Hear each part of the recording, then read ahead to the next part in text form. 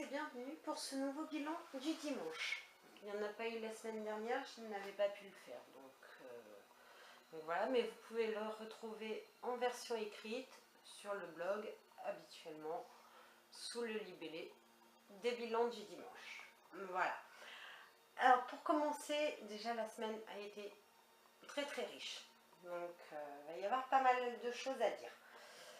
Mes acquisitions. Donc j'ai fait ma grosse commande mensuelle et j'ai tout reçu. Donc, comme vous voyez, voilà, plein de choses à dire.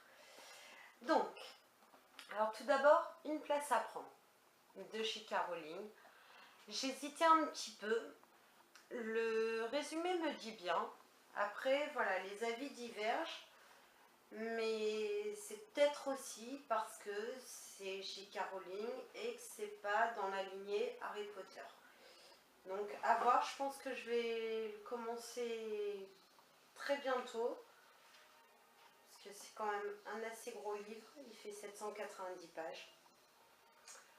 Donc j'en aurai pour plusieurs jours. Je l'espère. Ensuite, alors, Les vampires de Chicago de Chloé Neal, que j'attendais vraiment beaucoup parce que c'est une série que j'adore. Donc voilà, donc pour ceux qui n'ont pas suivi, c'est Meredith, une habitante de Chicago qui se fait transformer au tout début contre son gré. Son maître Ethan Sullivan la mort pour la sauver, parce qu'elle se fait attaquer par un solitaire et pour pouvoir la sauver, il est obligé de la transformer, donc elle est transformée contre son gré. Et ben, l'histoire, voilà, c'est les aventures dans la ville de Chicago quand les surnates se révèlent. Voilà. Je vous en reparlerai après dans les lectures en cours. Ensuite, Aurora Teagarden de Charlène Harris. Voilà. L'auteur de La communauté du Sud. Voilà, qui écrit dans un autre genre également. Apparemment, c'est une habitude. Voilà. Et par contre, celui-là, honnêtement, il faudrait que je relise les deux autres parce que j'ai un peu de mal à me remémorer. Voilà. Hormis que Aurora a le chic pour tomber sur des cadavres et donc devoir mener les enquêtes. Voilà. La plus belle histoire d'amour de Lucy Robinson, que j'ai découvert sur le blog de Sootbook, voilà, qui l'avait beaucoup aimé. Donc j'avais tenté de le gagner au concours, j'avais pas réussi. J'en ai gagné un autre, mais pas celui-là. Donc ben, je me le suis offert et voilà, une belle petite histoire d'amour qui devrait être sympa. Voilà. Et ensuite, donc là, je vous les montre à deux en même temps, étant donné que ce sont des suites. Pouvoirs obscurs, tomes 2 et 3. Donc, Pouvoirs obscurs, je vous en ai déjà parlé dans de précédents bilans. C'était pour une lecture commune sur le forum Have a Break, Have a Book. On a toutes tellement aimé que le tome 2 sera également en lecture commune pour jusqu'au 15 décembre. Donc il va être lu assez rapidement aussi. Voilà, donc en fait pour ceux qui ne connaissent pas, Pouvoirs obscurs, c'est Chloé, une jeune fille qui voit des fantômes. Sauf que ben, on n'est pas dans un film, donc on ne la croit pas.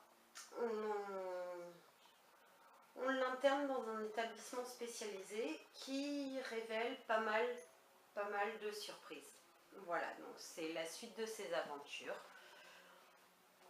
Pareil, il sera lu assez rapidement aussi.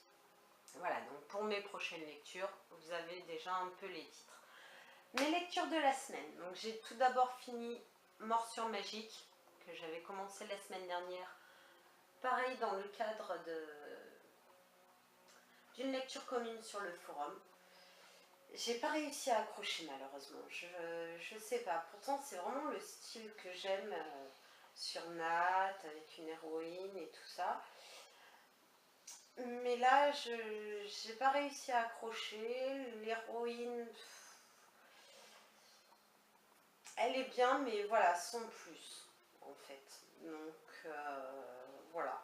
Et une fois arrivée à la fin du livre, en fait, j'ai plus eu l'impression que c'était un prologue, un tome 0, plutôt qu'un tome 1. On a l'impression que, voilà, l'aventure va commencer à la fin du livre. Ce que je trouve un peu dommage quand même. Ensuite, donc, Chocolat. Voilà, de Johanna Harris. Alors, Chocolat, franchement, je vous le conseille. C'est l'histoire de Vianne Rocher qui débarque dans un petit village en France, Lansquenet, qui est sous la coupe, il faut bien le dire, du curé Reynaud de la paroisse. Et ben forcément, Vianne Rocher ouvre une chocolaterie en période de carême. Elle n'est pas mariée, elle a une enfant. Elle va pas à l'église, autant vous dire. Tout pour se mettre le curé à dos et ben, les grenouilles de bénitier avec. Voilà. J'ai beaucoup aimé parce que les descriptions sont vraiment bien faites. L'analyse sociale est très bien également. Je trouve que voilà, c'est vraiment l'influence que peut avoir l'église dans un petit village, le comportement de ses habitants. Les habitants dans les petits villages, ben il y a un étranger, on se méfie, on s'assemble pour le combattre, entre guillemets. Et voilà, j'ai vraiment beaucoup aimé, en fait. Je trouve que voilà, l'analyse sociale est très bien faite. Même si, dans un sens, j'ai un peu pensé, par certains moments, elle m'a un peu fait penser, Vianne Rocher, à Mary Poppins.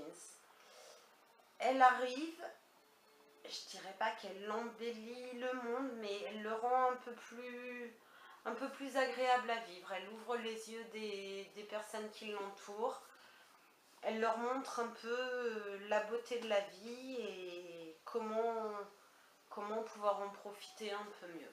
Donc voilà, j'ai beaucoup, au risque de me répéter, j'ai vraiment beaucoup aimé ce livre. Voilà. Ensuite, j'avais commencé le 7e tome d'Eve Dallas de Nora Roberts, que je ne chroniquerai pas parce que j'en ai déjà chroniqué plusieurs.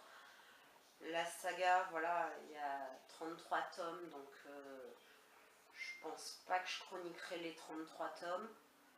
C'est une série que j'aime beaucoup. Ça se passe en 2050 ou 56, je crois. Mais en fait, on arrive à faire obstruction. On n'a pas l'impression de se retrouver dans un monde futuriste, incroyable et tout.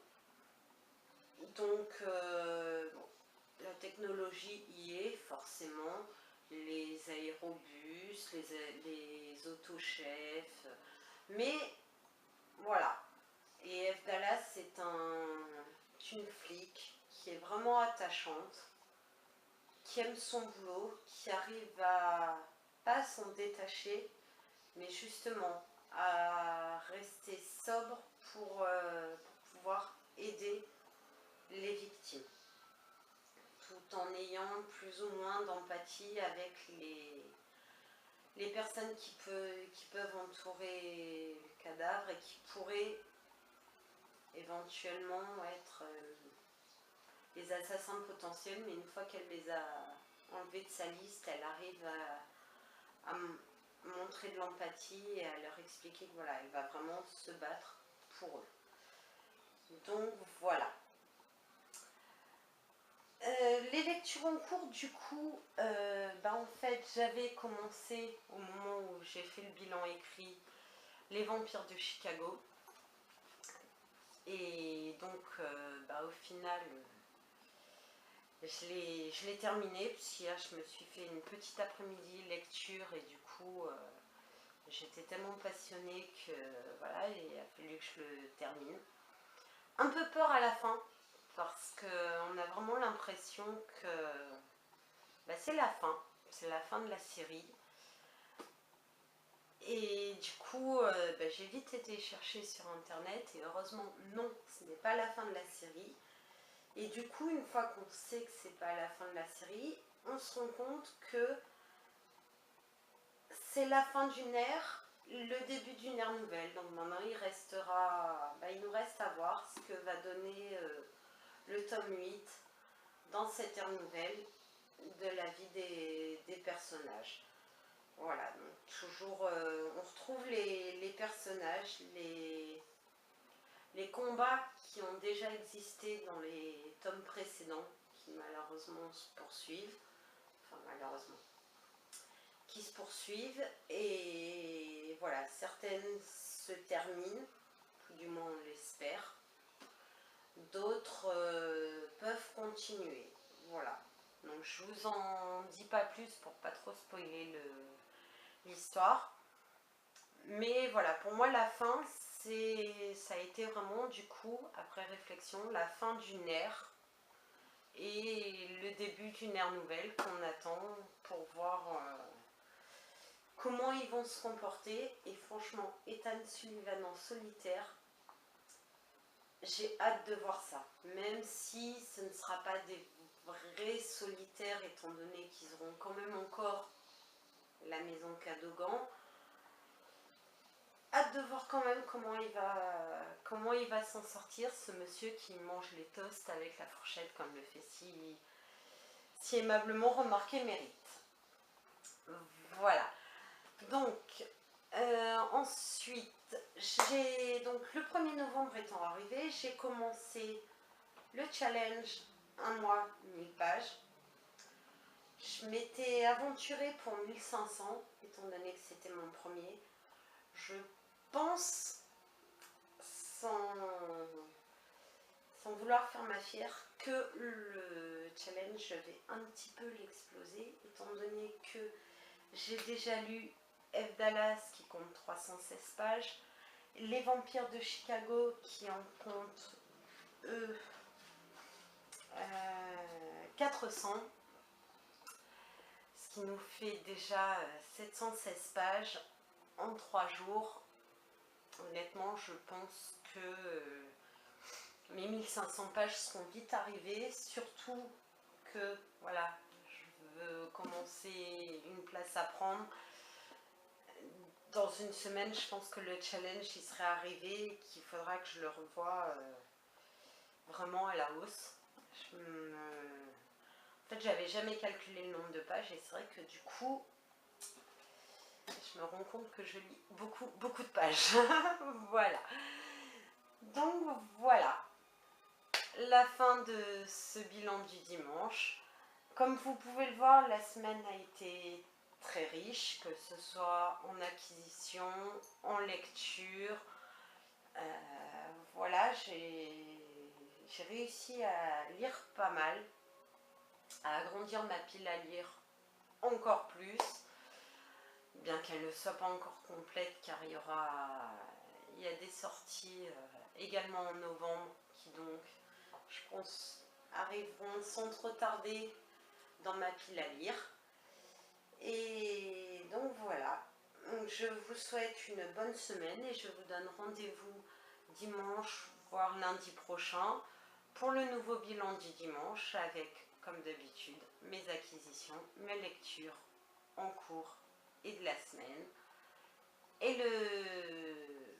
et où j'en serai du fameux challenge. Voilà. N'hésitez surtout pas à nous rejoindre sur la page du challenge. Le lien est sur le blog avec l'article écrit. Je vous souhaite une bonne semaine et bonne lecture. À bientôt.